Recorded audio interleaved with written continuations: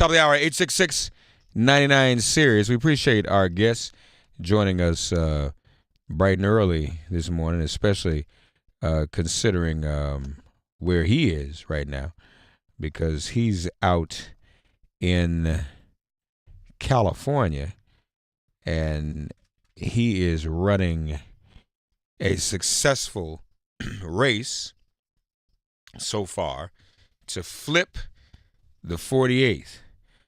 Joining us now, we're happy to have with us Harley Rouda. Harley, first of all, am I pronouncing your last name correctly? Yes, Rouda. Rouda. Rhymes with Gouda. Rouda. All right, Rouda. Hey, man, how are you? Good morning to you. Good morning, Mark. Glad to be on the show. Thank you. What time is it out you're in California, right? Right. Sun's not up yet, but should be another wonderful day here. Well, I'm glad that you're joining us bright and early. How's the campaign going, man? Campaign is going great. For your listeners, I'm running against a 30-year right-wing extremist who's trying to win his 16th election, and we're doing everything we can to make sure that doesn't happen. And, of course, we're talking about Dana Rohrabacher, who also, there's a lot of news, more and more news every day about Trump's relationship with Russia. Dana's got his own relationship, doesn't he? He does. We sometimes call him Dana Russiabacher because of his long affinity for Russia here. And it's crazy. It's gone on for decades. His just the massive support he has provided for Russia over the years and fought very hard for Russia's and Putin's agenda in Congress and in public. And he did that even before Trump was in office, too, didn't he, Harley? That is correct. So you almost have to wonder, how much of a role Dana, I like that Russiabacher may have played in introducing Trump to really being an asset of Russia's. It's certainly a question that needs to be answered, and a couple interesting facts are one is that Dana Rohrabacher is the only member of Congress who's been caught up directly in the Mueller investigation, so he has been questioned by that team. He's also received campaign contributions directly from Paul Manafort, and the individual Maria Butina, who was recently indicted as a spy for Russia, has had many meetings with Rohrabacher, and apparently they have known each other. Tell us about the 48th now. Who in the presidential election? How did the 48th vote?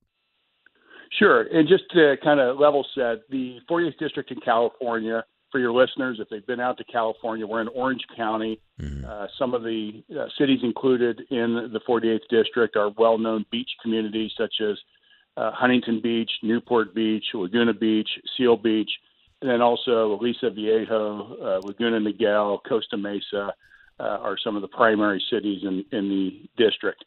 In 2016, while Orange County, California, historically has been known as as the Orange Wall because it's consistently been somewhat conservative and Republican-leaning, it did vote for Hillary Clinton. Hillary took the district in 2016. Okay. What was the margin of victory? Not much, 1.7%, but that was the first time since the 1930s that a Democratic candidate had taken Orange County. Okay. So, and what about Dana himself? Have any of his races of late been close? No, they have not, and things have certainly changed for a lot of reasons. One, we've got changing demographics in the marketplace that are causing a shift towards a more moderate electorate. And second, and more importantly, is the fact that the Republican Party has gone off the rails. They've gone to the far right, and Rohrabacher is in that extremist position. And that is not consistent with the vast majority of voters in this district. In fact, we just had the primary on June 5th. And California has what's known as a jungle primary. Right. So the top two vote getters, regardless of political affiliation, move forward. And voters can vote for anybody they want, again, regardless of what their political affiliation is. And of the 16 people, Rohrabacher and myself are advancing, But Rohrabacher only got 30% of the vote, which was the worst of any incumbent in California. So he's at risk. Polling shows he's at risk, and we have every intention of defeating him on November 6th. Great. That's good to know. You mentioned the marketplace is shifting, which is making the district more moderate. Tell us about the marketplace shift. What's going on? Well, I think the Republican Party has moved very much away from its roots that obviously its roots from Abraham Lincoln. It doesn't even look anything like that party. Right. But more recently from the days of Ronald Reagan, who had quite a bit of support here in this part of the country. And because of that, because of its lack of unwillingness to be socially progressive yet fiscally responsible, many Republicans in the area are leaving the party and shifting to NPP, no party preference, or Democrat. So we're seeing Republican registrations drop, we're seeing Democratic registrations increase, and we're seeing NPP, no party preference, or independent increase as well. And candidly, I think this is representative of the country as a whole. The country is tired of this partisan politics, party first, country second mentality, focusing on what we don't agree on versus focusing on what we do agree on. And the vast majority of Americans, I believe, are between the 20-yard lines, and we need politicians who are willing to reach across the aisle and put the work of the country first. Harley Rouda, folks, who is running to flip the 48th out on the West Coast to take Dana Rohrabacher out. We want to support him. Before we go, we'll let you know how you can be supportive, even with your dollars. Harley, you're one of the only, if not the only, congressional candidate I've spoken with, and I've spoken with a lot of them, that is not afraid to put the Russia issue front and center. Now, some of that's changing just since, Helsinki. Obviously, it's hard for people just to completely ignore it. But some Democrats have decided, they don't really want to touch that. Some in the congressional leadership are like, let's try to stay away from that. But you've chosen to take it on directly. I guess it's hard not to, just because of Dana's relationship, huh? Certainly Dana's relationship pushes it further to the top than maybe in other districts. But I truly believe right now that our democracy is under threat by a foreign power. Mm-hmm. And all of us, regardless of political affiliation, have an obligation to defend our Constitution, defend our democracy, defend the institutions that represent our democracy. And I'm very frustrated with the hypocrisy of certain members of the Republican Party who are unwilling to step up. I can tell you, I was a Republican for the first 20 years of my life, and I was an independent for 20 years, and more recently a Democrat. And I can tell you, regardless of political party, if I saw Democrats acting the way Trump and his cohorts are doing and engaging in Russia and relations with Russia the way they are and meeting with a Russian president for 2 hours behind closed doors with no one else there, I'd be calling it out as it is wrong. Yeah, you're absolutely right. What are some of the other issues that folks in the 48th District are most concerned about as you talk to them? Many of them are consistent with what, Mark, we see across the country. And one is the declining middle class and making sure that we have good paying jobs for those in the workforce and equally important for our kids who are graduating from high school and college who are going into the working world and need to make sure that they have quality jobs available to them. So we need to make sure that we're working on typical kitchen table conversations and issues, making sure that we address the tax scam that gave so much money to the ultra affluent at the expense of future generations by creating $1.8 million in additional debt. We need to make sure that we get Medicare open for all and address our health care needs across the country. We need to make sure that we're addressing climate change. And these are issues where I'm very much on the other side of where Dana Rohrabacher is. Dana Rohrabacher does not believe in climate change, does not believe in addressing discrimination the way I believe. And case in point, he just came out within the last 2 weeks. And I don't have to make this up. This is the things he says. He said he does not believe that sellers should have to sell their homes to LGBTQ folks if they Wow. don't want to. Wow. And even though 22 states have passed laws eliminating that, that's where he stands on it. And it truly is time for a guy who's been there 30 years. It's time for him to retire. Yeah. You're absolutely right. What about issues like healthcare? Is that a big concern in the 48th? It is a big concern, and it's a big concern everywhere because right now we have approximately 30 million Americans who do not have health care insurance. Mm-hmm. And even in talking to moderates and conservative leaning individuals who worry about the cost of opening up a public option under Medicare, the one thing we have to point out to them is that you're already paying for universal health care in the least efficient way possible at the emergency room instead of preventive care for 30 million Americans.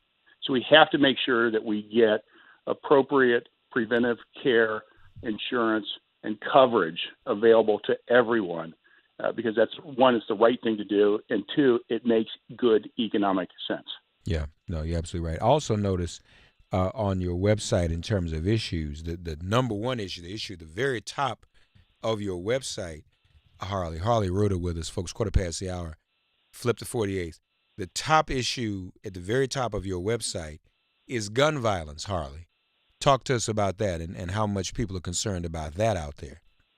It is a huge issue. And in fact, I just had the opportunity this weekend to spend a lot of time with some of the Parkland students who were here on their Road to Change tour across the United States.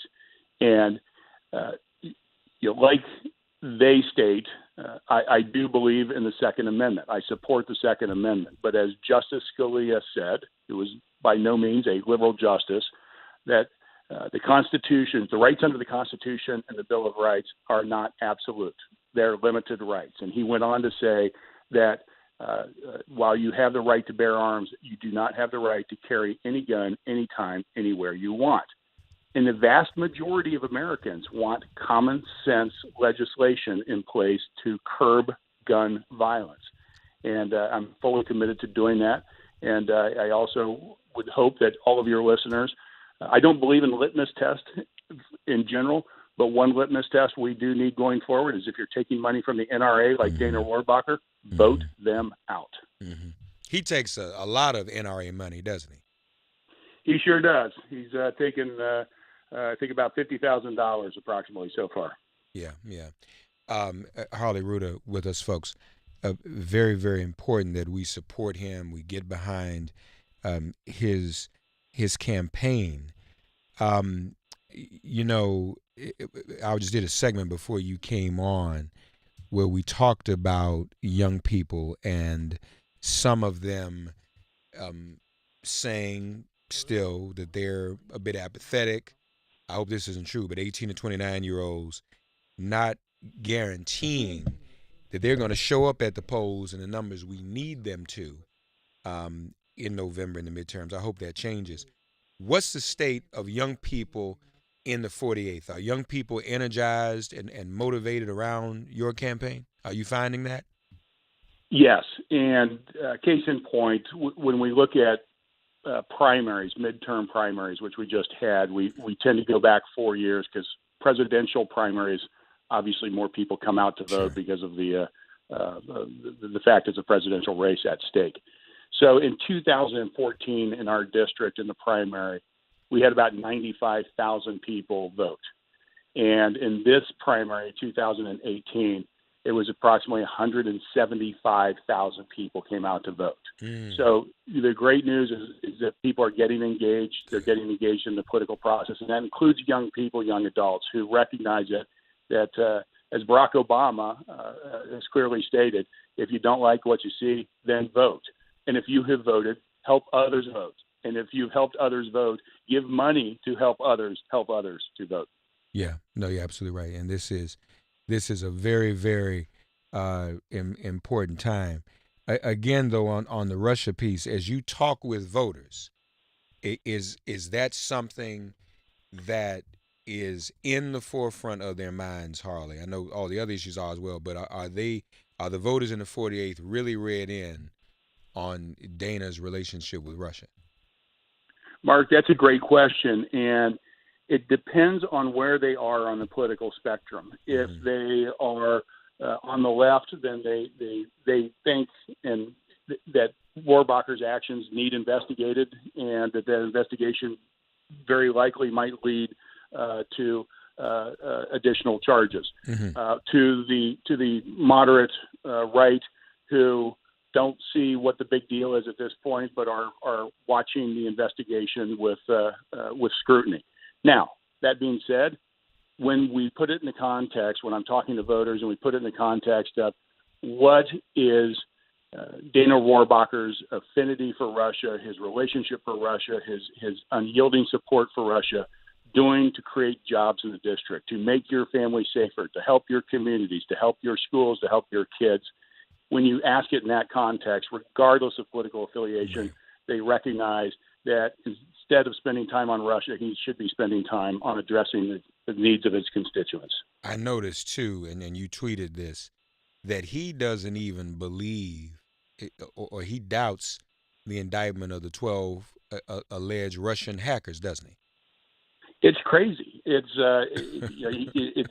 thinks there's a deep state conspiracy going on, and it's unfortunate that we've got politicians. It shows how out of touch he is with reality and why he needs to go. And I'll tell you a really quick story. After he actually not long ago flew to London, went to the Ecuadorian embassy, met with Julian Assange, and for the purpose of getting a thumb drive that Julian Assange was going to prove that the 17 U.S. intelligence agencies were wrong, and it was the Democratic Party all along that was responsible for the leaks and the tampering. And of course, he never came back with a thumb drive. But the fact that he would actually go and meet with Julian Assange under those circumstances prompted me to send a letter to the FBI requesting that he be investigated. When was Julian that? When did he make that trip, Harley? I would say it's probably been about 12 months. Okay. And so I sent the letter to the FBI and published it. And Julian Assange calls me out on Twitter and says that maybe I should sue Harley Rouda for libel because he says the U.S. intelligence agencies are all wrong. And I tweeted back to Julian. I said, Julian, looking forward to deposing you. When are you coming to the United States? And of course, he's not going to because he's trying to stay in the embassy and not and avoid being sent to many of the countries that have pending charges against him. Yeah, unbelievable, folks. Harley, it is crazy. Yeah, really. Harley, what are the poll numbers saying for you? The good news is we just had a poll come out last week from Monmouth University, independent university that's done really great polling through the elections for a long time, national elections as well as congressional elections like this that have national implications. And we did not know they were polling, but the poll came out and showed me 3 points ahead of Dana Rohrabacher within the margin of a tie, but nevertheless 3 points ahead. And we're excited about that and are going to keep putting as much pressure on him as possible to make sure we win in November. All right, folks, this is a big deal, and we invite each and every one of you. First of all, Harley, do you need some money? We always do because that's the nature of politics, and we've got to beat a 30-year incumbent, and money helps us communicate to voters and tell our story. Let people know how they can give, Harley. If you could go to harleyforcongress.com, Harley, Harley, FOR, Congress.com, and make a contribution, we would be thrilled to have your support. harleyforcongress.com, ladies and gentlemen, and he definitely needs your support. He needs all of our support. We can do this. We can win all of these seats. Harley would his win in the 48th would go a long way to impact our ability to take back the House and make this blue wave real that we're talking about. And Harley, I imagine you're relying a lot on small dollar donations yourself, aren't you? Absolutely. We are fortunate that we've had tens of thousands of donations, including across the country from all 50 states. So if your listeners do any research on Rohrbacher, they'll realize that they'd be as excited as I am to help defeat him. Yeah, no, and we all should be. I remember people were watching very, very closely on Twitter. Yours was one of the, I was intrigued. Yours was one of the most closely watched and tweeted races on Twitter during that primary, after all, wasn't it? Yes, it was.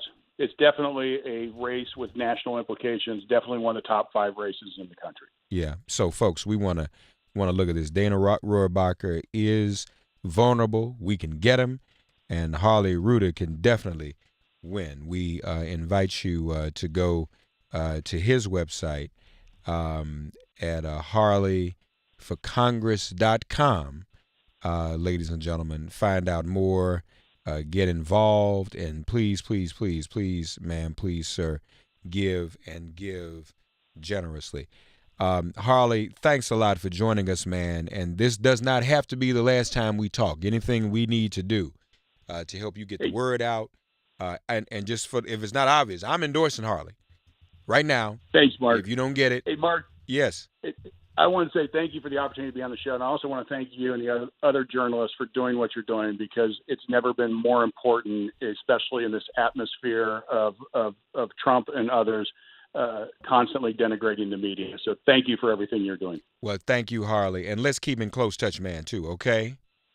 All right. Thanks. Take care. All right, take care, you too, folks. HarleyForCongress.com. Harley for Congress.